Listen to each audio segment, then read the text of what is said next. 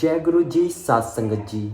आप सभी को मेरा आज फिर से बहुत बहुत प्यार भरा नमस्कार।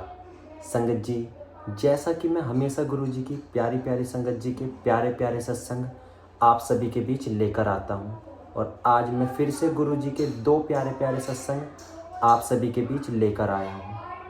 संगत जी, सत्संग को अंत तक जरूर सुने, क्योंकि हर सत्संग में हर संगत के लिए कोई ना कोई मैसेज जरूर होता है। तो चलिए संगत जी, सत्संग को हम शुरू करते हैं। चलते हैं सीधा सत्संग की तरफ। जय गुरु जी। गुरु जी, शुक्राना गुरु जी की सारी संगत जी को भी जय गुरु जी। ओम नमः शिवाय, शिव जी सदा सहाय। ओम नमः शिवाय, गुरु जी सदा सहाय। संगत जी, आज हम नरेंद्र रसीन अंकल जी का सत्संग आपके साथ साझा कर रहे हैं। हम गुरुजी के पास 4 साल पहले 28 नवंबर 2003 को गए। हम बहुत परेशानी में थे, परंतु धीरे धीरे गुरुजी के आशीर्वाद से सब ठीक हो गया। हमारी ज़िंदगी की गाड़ी पटरी से उतर गई थी और सिर्फ गुरुजी ही थे जिन्होंने हमारा हाथ थामा और सब सामान्य किया। उनमें विश्वास रखिए, ज़िंदगी की घोर अंधकारपूर्ण स्थितियों से निकलने के लिए वह सदा हमारी सहायता करते हैं। गुरुजी सर्वव्यापी हैं। वह अपनी उपस्थिति का बोध हमारी दैनिक जिंदगी में हमेशा कराते हैं। इस वक्त भी जब मैं ये लिख रहा हूँ, मैं अपने आसपास उनकी दिव्य गुलाबों की महक महसूस कर सकता हूँ। वह सर्वोच्च शक्ति है, हमारे स्वामी, हमारे मुक्तिदाता।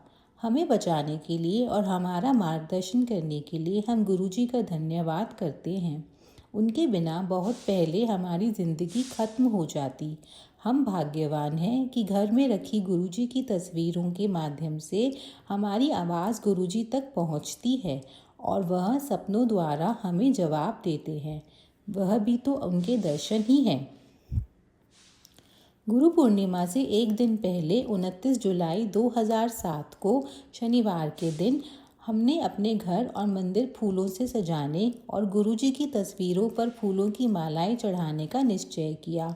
हमने सुखमनी साहिब जी, गुरु अर्जन देव 5वें सिख गुरु द्वारा संकलित 192 प्रचलित शब्द जो श्री गुरु ग्रंथ साहिब में है का पाठ कराने का भी निश्चय किया।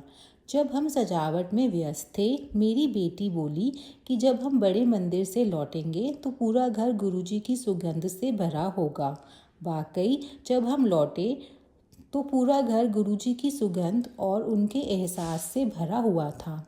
इसमें भी ज़्यादा आश्चर्यजनक बात यह थी कि गुरुजी की तस्वीर और मंदिर पर लगाई हुई फूलों की मालाएं आकार और लंबाई में बढ़ गई थी। यहाँ तक कि सुबह को गुरुजी की तस्वीर पर लगी हुई फूलों की माला मंदिर के नीचे तख्त तक पहुँच चुकी थी। शाम तक वह तख्त के नीचे और थोड़ी देर बाद ज़मीन तक पहुँच गई थी। हम बहुत खुश थे। हमारा हृदय खुशी से भर गया था, क्योंकि गुरुजी अपनी उपस्थिति और हमारे लिए उनका प्रेम का एहसास करा रहे थे। गुरु पूर्णिमा के बाद हम मंदिर और सीढ़ियों से सारी गुलाब की पंखुड़ियाँ उठाई, सीढ़ियाँ साफ की और पंखुड़ियाँ नदी में बहा दी। इस बात को 1 महीने से ज़्यादा हो चुका है और तब से हम देख रहे हैं कि गुलाब की कुछ पंखुड़ियाँ हमेशा घर के मंदिर या सीढ़ियों पर पड़ी होती हैं। हमारा यह पूरी तरह से मानना है कि अपनी दिव्य उपस्थिति का एहसास कराने का यह गुरुजी का तरीका है। एक और घटना उनकी सर्वविद्यमानता का एहसास कराती है। एक सुबह मैं अपनी गाड़ी में बैठा जब वह अभी अभी साफ हुई थी। जैसे ही मैंने गियर छुआ, मुझे कुछ चिपचिपा महसूस हुआ। वह कुछ चीनी या शहद जैसा था, गुरुजी की उपस्थिति की तरफ संकेत करते हुए। वह दिव्य रस या अमृत घंटों तक रहा। हमारी हाथ जोड़कर गुरुजी से विनती है कि वह हमें अपने चरण कमलों और संरक्षण में रखें, आजीवन हमें आशीर्वाद दें और हमारा मार्गदर्शन करते रहें। रखी चरना दे कोल, मेहरा वालियाँ साइयाँ रखी चरना दे कोल, यानी हे शोभ्यमान, हमें अपने चरण कमलों में रखें। गुरुजी की कृपा सब पर हो। यहीं पर नरेंद्र रसीन अंकल जी का सत्संग पूर्ण होता है। जय गुरु जी, शुक्राना गुरु। ओम नमः शिवाय, शिव जी सदा सहाय। ओम नमः शिवाय, गुरु जी सदा सहाय। जय गुरु जी। प्यारी संगत जी, आज हम नीरा ओबरॉय आंटी जी का सत्संग आप सबके सामने लेकर आ रहे हैं। 1995 में स्वीडन में 13 वर्ष रहने के बाद स्वदेश वापस लौटने पर मेरी गुरुजी के यहाँ की यात्रा आरंभ हुई। उस समय से गुरुजी के हर दर्शन का अवसर आशीष से परिपूर्ण है, एक यादगार घटना। जब मैंने गुरुजी के यहाँ जाना आरंभ किया, मैं शांति और स्थिरता की खोज में थी। मैंने सुना था कि गुरुजी ने कैंसर, हृदय रोगियों और अन्य असाध्य रोगों से अपने भक्तों को मुक्त किया था। एक अवसर पर मेरे साथ एक अनोखी घटना हुई। बचपन से मुझे विसर्प रोग रहा है। कोई औषधि सफल नहीं हुई थी। हर बार जब वह होता था, मुझे चिकित्सक कॉर्टिजोन दिया करते थे। मेरे हाथ खुरदुरे हो गए थे। एक बार गुरुजी की संगत में बैठे हुए मैं सोच रही थी कि मेरे हाथ तो इतने कर्कश हैं, यदि गुरुजी ने कभी मुझे अपने चरण कमल दबाने को कहा तो मैं क्या करूँगी। कुछ सप्ताह में मुझे आभास हुआ कि मेरा शरीर और मेरे हाथ साफ हो गए हैं और शीघ्र ही मेरा उपचार हो चुका था। फिर एक दिन गुरुजी ने मेरे बड़े भाई, जो कश्मीर में सेना में सेवारत हैं, उनको आने को कहा। मेरे भाई गुरुजी को कभी नहीं मिले थे। अगली बार जब वह दिल्ली आए, गुरुजी ने उन्हें आशीर्वाद दिया। उसी महीने वह वापस कश्मीर चले गए और उनकी बाह में एक आतंकवादी की गोली लगी। गुरु कृपा से वह बच गए थे। एक बार गुरुजी ने मुझे अपने एक चित्र देकर उसे शयन कक्ष में रखने के लिए कहा। बचपन से मेरे कमरे में शिवजी का चित्र रहा है।